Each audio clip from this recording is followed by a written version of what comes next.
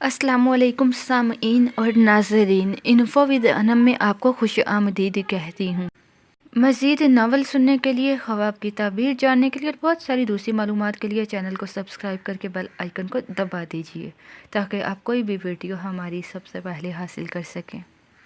Wears, خواب میں آگ دیکھنا کس بات کی طرف اشارہ کرتا ہے، آئیے جانتے ہیں۔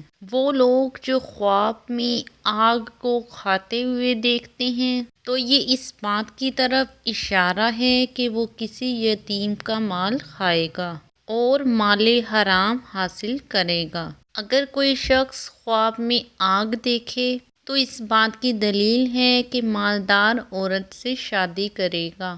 اگر کوئی شخص خواب میں آگ میں اپنا جسم جلتا ہوا دیکھے تو سخت رنج و غم اور مصیبت پر دلیل ہے۔ اگر کوئی شخص خواب میں آگ کو بجھتے ہوئے دیکھے تو اس بات کی دلیل ہے کہ گھر میں لڑائی اور فساد پڑے گا۔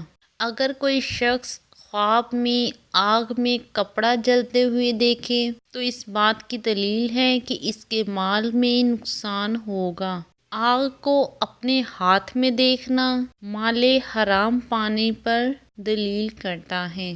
اگر کوئی شخص خواب میں آگ پر کھانا پکاتے ہوئے دیکھے تو اس بات کی دلیل ہے کہ اسے مال حلال حاصل ہوگا اور وہ دولت مند ہوگا۔